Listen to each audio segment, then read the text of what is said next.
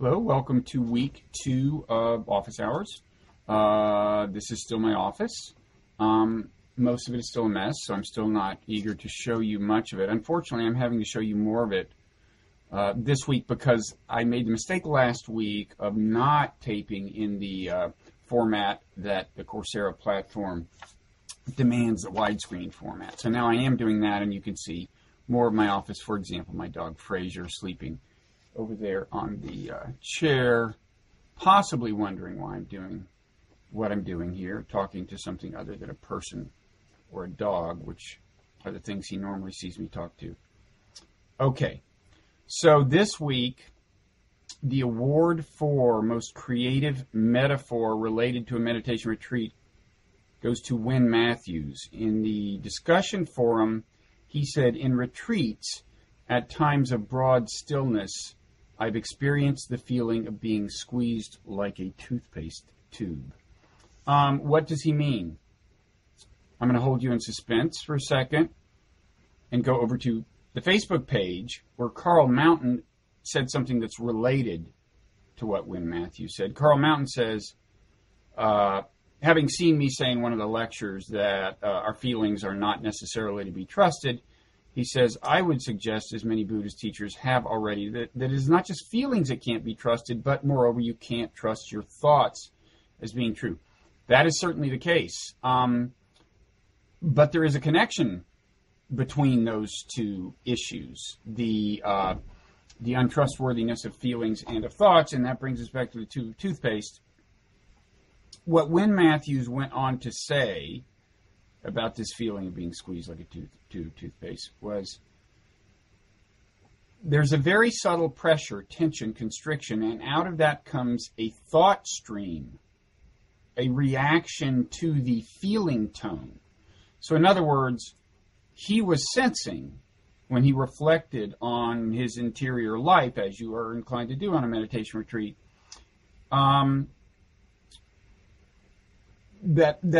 that feelings were governing thoughts, that feelings were eliciting thoughts. He says earlier, every sensory input comes with a feeling tone, pleasant, unpleasant, neutral, and reactions to those feeling tones cause certain thought streams.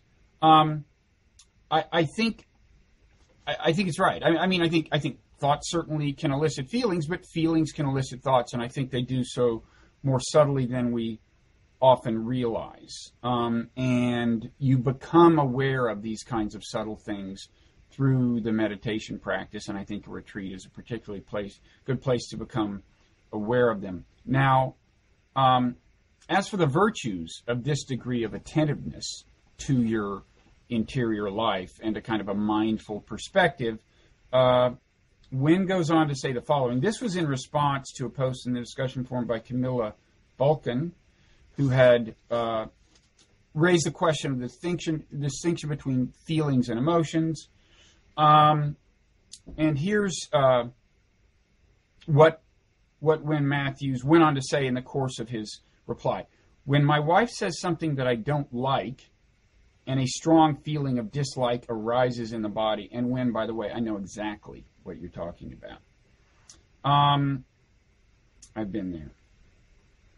He goes on to say that being aware of the feeling of dislike, rather than being, kind of reflexively captive to it, changes his reaction. He says, it may take a minute for it to pass, but I'm able to respond to what she's said rather than react. And I know exactly that feeling too. I remember after my first meditation retreat, in the days after my first meditation retreat, I remember like my kids would do something that would make me feel like yelling at them, and I would get the feeling to yell at them, the feeling that normally preceded yelling at them, but it's like I would observe it and not act on it. And it was amazing, and it's something that's easier for me to do right after a meditation retreat, but at any time, if the more I'm practicing the meditation, the easier that kind of thing is.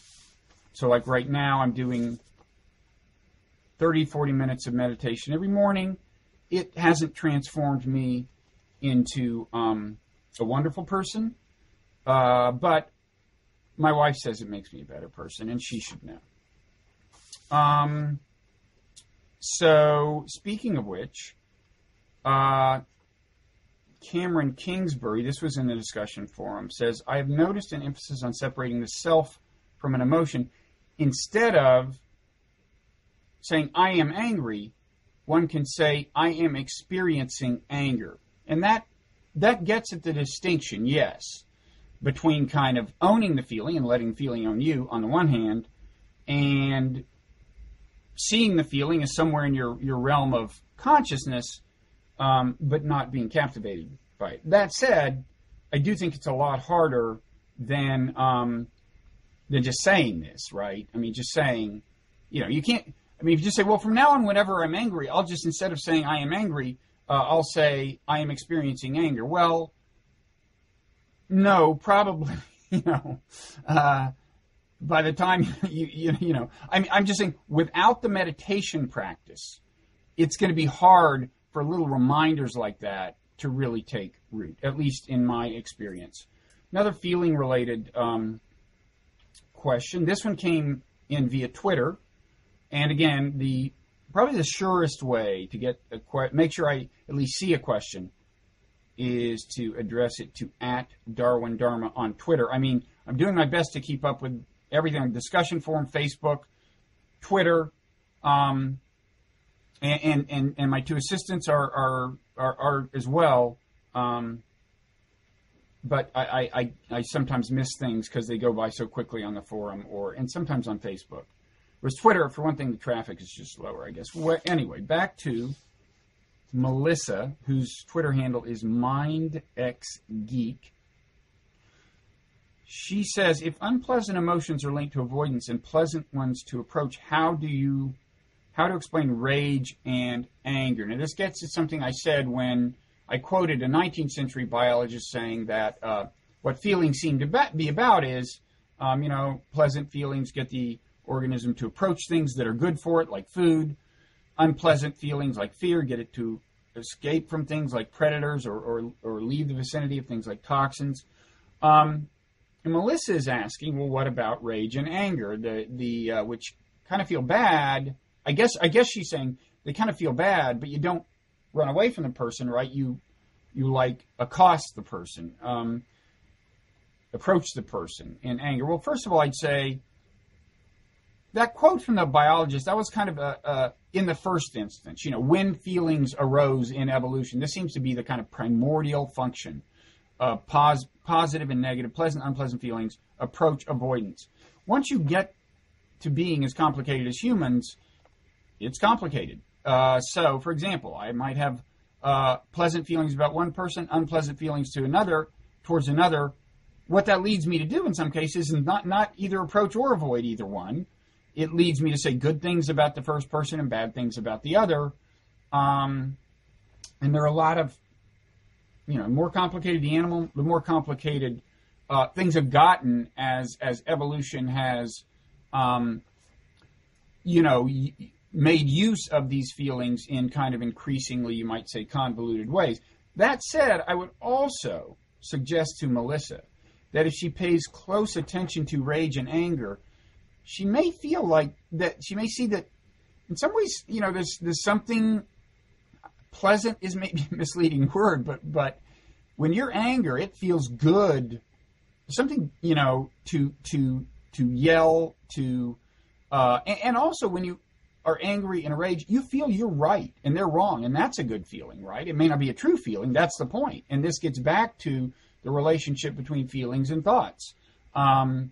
This feeling, which is not to be trusted, will sponsor a thought, which is not to be trusted, which is that you're always right, and the other people are wrong. How's Fraser doing? Yeah, I see he's not really inspired by my little discourse here. Fraser's the least. I have two dogs. Fraser is the least Buddhist dog in the house, the less Buddhist of the two. But maybe I'll save that for another day. Okay, so one last thing on that. I think if I've got this quote right, the Buddha is said to have said that anger is the unless he was talking about hatred, but I think it was anger. The poisoned root with the honeyed tip, suggesting that that he too thought there was something actually pleasant about anger, and seductively pleasant. And in any event, it is certainly true that all of these subtleties of feeling and their connection to thought and so on, awareness of that is something that in principle mindfulness can foster, and in principle you can carry that into your everyday life, and be less vulnerable to the misleading drift and the untruthful drift sometimes of both feelings and thoughts. Now, I'm going to stop here because for various reasons, and then talk about some other stuff. Okay. Now, some people, I think in the discussion forum in particular, have raised questions about kind of the validity of evolutionary psychology. How confident can we be of the various kinds of theories that you're hearing about? Isn't this all very conjectural? Actually, some of it is quite conjectural. Usually, I label the conjectural stuff by using the word conjectural. I think I've said that several times in the lectures already. When I'm talking about things that I think are particularly speculative. And some things are more speculative than others in evolutionary psychology. I want to talk a little about a kind of a handicap it faces compared to some other sciences. Okay. In physics, in much of physics, you have a theory about the way particles behave. You can do experiments, set up an experiment that could in principle falsify that hypothesis, depending on how it turns out. You do the experiment, it sheds light on the hypothesis. Evolutionary psychology, though, is kind of about history, right? In fact, that distinguishes it from ordinary psychology. Ordinary psychology tries to discern the structure of the mind. Evolutionary psychology does that as well and draws on many of the findings of ordinary psychology. But to that, it adds the question of, well, how did the structure come to be the way it is? Are some aspects of the structure we seem to be discerning of the mind designed features of natural selection? Well, that's a question that's about the past. It's about history. And one thing you can't do is rewind history and play it again with some of the variables altered to test your hypothesis about the past. Historians can't do it. Evolutionary psychologists can't do it. And in fact, evolutionary biologists in general can't do it. When you think about it, some of the things you probably just accepted as truths about the biological world, like, well, polar bears are white because that helps them blend in an atmosphere of snow and ice, right? It's good camouflage. Well, that's a plausible story. It's probably true. But we don't have the kind of evidence to support that you sometimes see in other sciences, right? Because we can't say, well, let's go back, millions of years and make half of the Arctic Circle green and leave the other half white and see if the bears that evolve in the green part are different from the bears that evolve, right? We can't do that. We can't do it in the case of human evolution. Now, you don't generally see people get all upset when people when a scientist kind of asserts that the polar bear is white for purposes of camouflage. People don't usually get all upset and go, how do you know that? Because it's not a very explosive area, right? Polar bears, right? It's like you don't get a lot of dinner table arguments about polar bears, whereas you do get dinner table arguments about all kinds of aspects of human experience, and the role of genes in human experience and human thought and so on. And so, in the case of evolutionary psychology, the standards of evidence issue, although it is an issue that pervades evolutionary biology, gets particular comment. And that's good, because we should be clear that some of these theories are hard to test. There are ways to test theories. So, for example,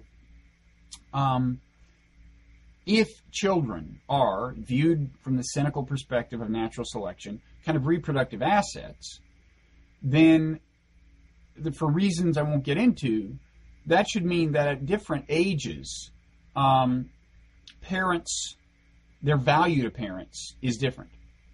And one evolutionary psychologist tested this prediction by looking at how the extent to which parents grieve over the deaths of children at different ages. In theory, they should grieve more over teenagers' death than a 3-week-old baby's death, but less than a 59-year-old child's death.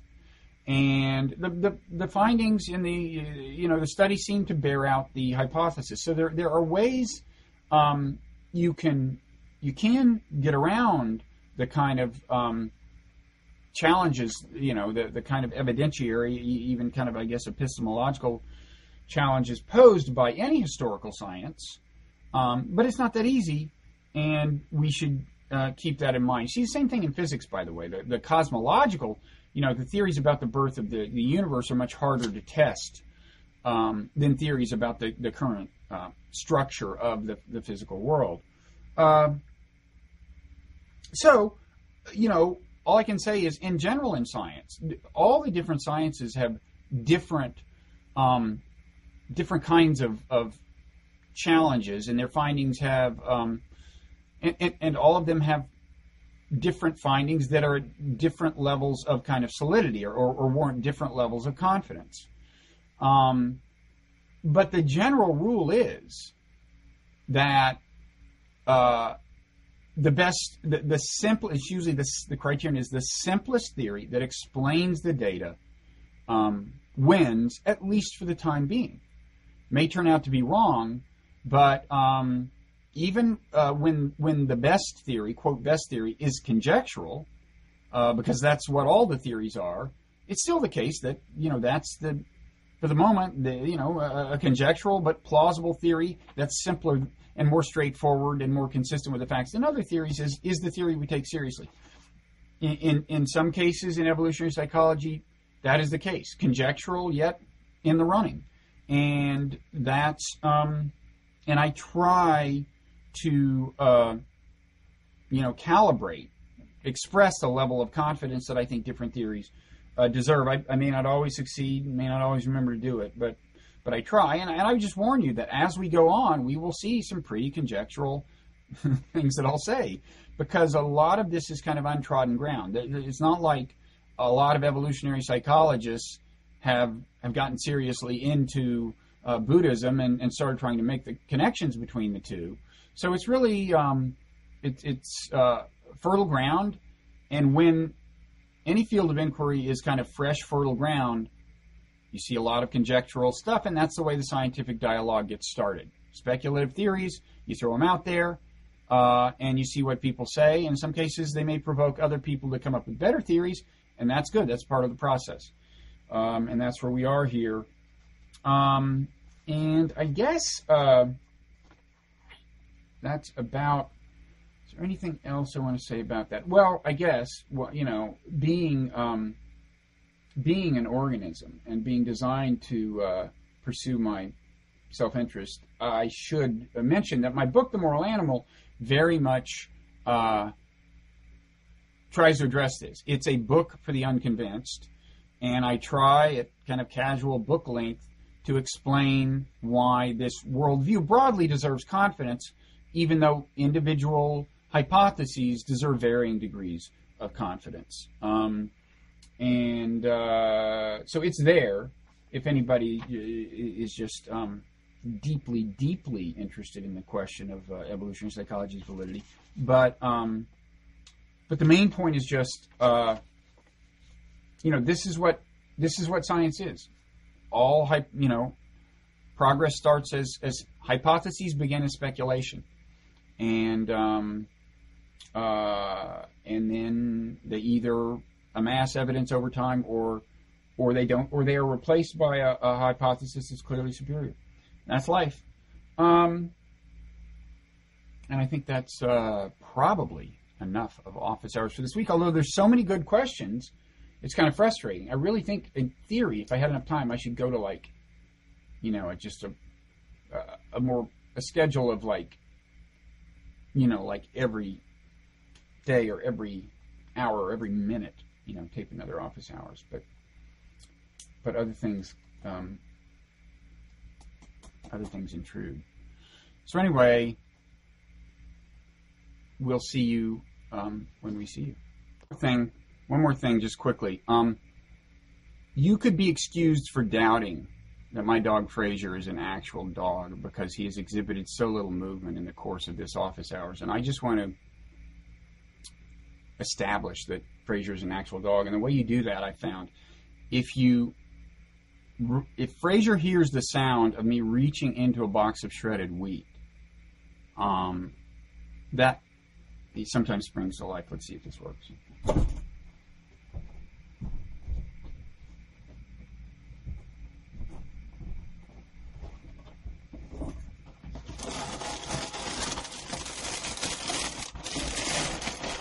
Hey, Fraser. Look, it's a box of shredded wheat. You want some? Fraser wouldn't mind some shredded wheat. Do you want to be seen eating it on camera? You just want to be seen eating it, period. Okay. Let me give both dogs a little shredded wheat. I feel I shouldn't hold them in suspense like that. I do want to show you the other dog, Milo, because Milo is actually. You know Milo. I just want the people to see him. Okay, that's Milo. Milo is actually closer to being a Buddhist than Fraser, for reasons that maybe I'll explain in a subsequent office hours. I